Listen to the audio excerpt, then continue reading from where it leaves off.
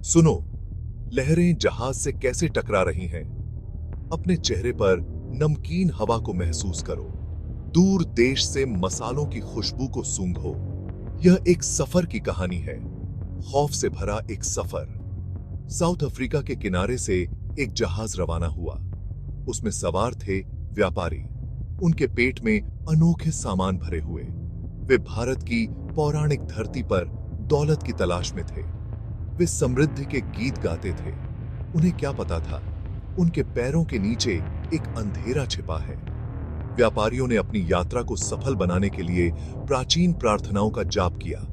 बेखबर, उनके जाप जहाज के पेट में गूंजते रहे, कुछ अशुभ को जगाते हुए, कुछ प्राचीन, कुछ बुराई। होल्ड अंधेरा, नम और खामोश था, सिवाय जहाज के चिल्लाने और एक धीमी गर्जना के, जो खुद लकड़ी से ही कंपती हुई प्रतीत होती थी। अंधेरे में एक मौजूदगी हिल गई, एक मौजूदगी अनदेखी, लेकिन जल्द ही महसूस की जाने वाली है।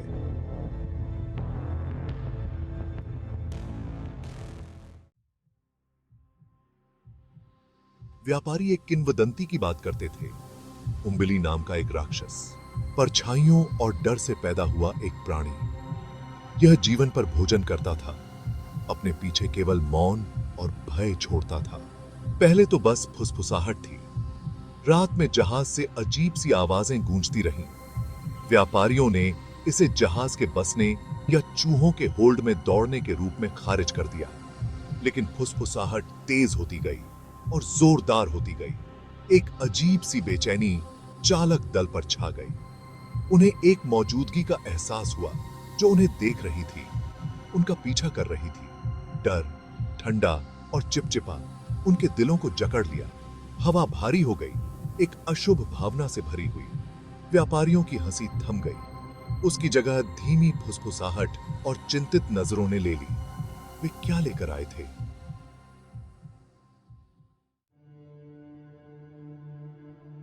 पहला संकेत जानवरों का था।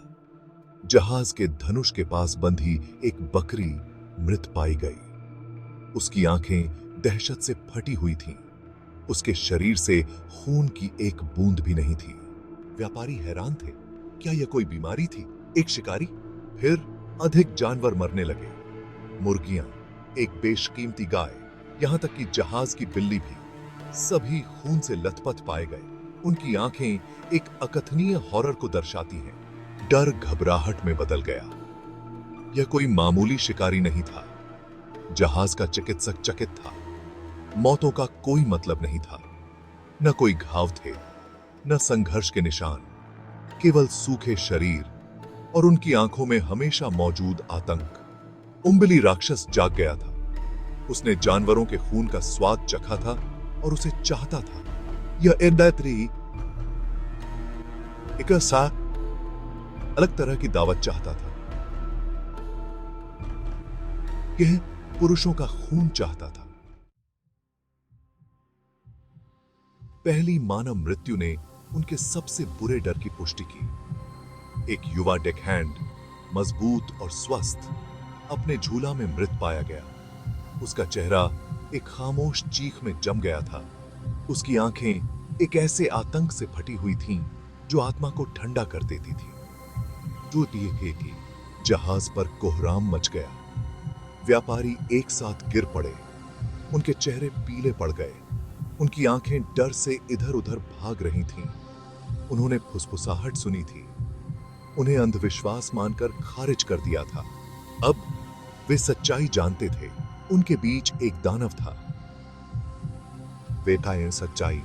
कप्तान, एक अनुभवी नाविक, ने व्यवस्था बनाए रखने की कोशिश की, लेकिन बोलते समय उसकी आवाज भी कांप रही थी। उसने तूफान देखे थे, समुद्री लुटेरों का सामना किया था, लेकिन इसके लिए उसे कुछ भी तैयार नहीं किया था। यह अनदेखी दहशत जिसने उसके जहाज का पीछा किया, उन्हें एक-एक करके खत्म कर दिया। वे एक जहाज पर फंस गए थे, एक दानव के साथ नौकायन कर रहे थे। न कहीं भागना था, न कहीं छिपना था। व्यापारियों ने अपने अपने देवताओं से प्रार्थना की, लेकिन उनकी प्रार्थनाएं दमनकारी हवा में गायब होती प्रतीत हुई, अनुत्तरित, अनसुनी। हताशा ने उनके हौसले को हवा दी। उन्होंने तलवारों, चाकुओं, कुछ भी जो उन्हें मिल सकता था, से लैस होकर जहाज के हर नुक्कड़ और कोने की तलाशी ली। लेकिन दानव मायावी था, एक प्रेत जो पतली हवा में गायब हो। उम्बिली यह आग से डरता है, केवल आग ही इसे वापस अंधेरे में भगा सकती है। डर के बीच आशा की किरण जागी। वे लालटेन, मशालें, कुछ भी जो एक नौ पकड़ सकता था, इकट्ठा करते थे। जहाज जो कभी मसालों की खुशबू से भरा हुआ था, अब डर और मिट्टी के तेल की बू आ रही थी। उन्होंने दानव को एक उग्र पिंजरे में फंसाने की उम्मीद में जाल बिछाया। बोल, एक बार अंधेरा और खामोश, अब 100 लपटों की रोशनी से झिलमिलाता है। प्रत्याशा और आतंक से हवा में तड़क भड़क मच गई। दानव ने खतरे को भांपते हुए खुद को प्रकट कर दिया। परछाइयों और क्रोध का एक घूमता हुआ पिंड। उसकी आंखें गरम कोयले की तरह जल रही थीं। यह फेफड़े, इसके पंजे बाहर निकले हुए थे, खून के भूखे थे। व्यापारी अपनी जमीन पर खड़े रहे। उनके चेहरे टिमटिमाती लपटों से रोशन थे। वे आग से पीछे हटे। उनका डर एक बेताब साहस को रास्ता दे रहा था। जहाज एक रणभूमि बन गया। परछाई के खिलाफ आग, मौत के खिलाफ जिंदगी। आग की लपटों में घिरे दानव ने कान फाड़ देने वाली चीख निकाली जो लहरों के आर पार गूंज उठी। यह पीटा और लिखा, इसका रूप धुएं और राख के तंतुओं में घुल गया। फिर मौन। आग की लपटें बुझ गईं। धुएं की गंध और एक दिल दहला देने वाला सन्नाटा पीछे छोड़ गया। दानव चला गया था, चुन्नी की बाग के ही। भाग 7, यात्रा का अंत। शेष यात्रा शांत थी। दानव की याद से ग्रस्त थी। व्यापारी थकावट और राहत से उनके चेहरे उकेरे हुए क्षितिज की ओर देखते थे। भूमि, भारत, उस दुस्वप्न के बाद आशा की किरण जिसे उन्होंने सहा था। वे यात्रा से बच गए थे, लेकिन वे हमेशा के लिए बदल गए थे। वे उतरे, उनके कदम हिचकिचाते हुए, उनकी आंखें चौकन्नी थीं। हलचल भरा बंदरगाह, जीवन और शोर से भरा हुआ, उस ठंड मौन के बिल्कुल विपरीत था जिसे उन्होंने सहा था। भाग 8, आत्मा पर दाग। व्यापारियों ने अपना सामान बेच दिया। उनकी हंसी एक घबराहट से सराबोर थी जो कभी दूर नहीं हुई।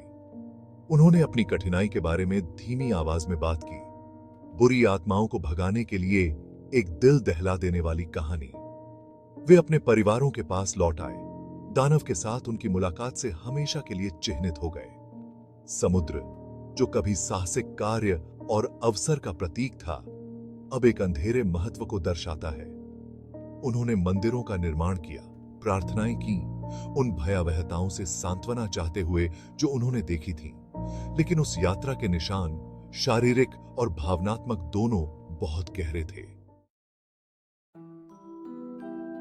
भाग 9, गहराई से सबक।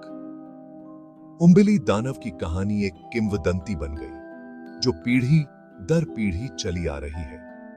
सतह के नीचे छिपे अंधेरे की याद दिलाता है, उस बुराई की जो साफ दिखाई देती है। इसने उन्हें अनदेखी का सम्मान करना, अंधेरे में फुसफुसाहट से सावधान रहना सिखाया। इसने उन्हें डर के सामने साहस, एकता, विश्वास की शक्ति का महत्व सिखाया। व्यापारी नौकायन करते रहे, लेकिन उस भाग्यवादी यात्रा पर सीखे गए सबक को कभी नहीं भूले।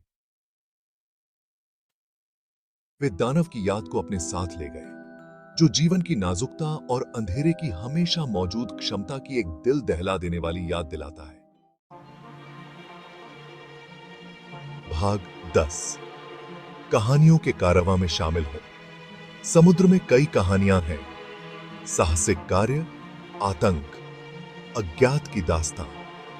हवा पर फुसफुसाई गई कहानियां लहरों के पार ले जाती हैं। यह उनमें से बस एक है।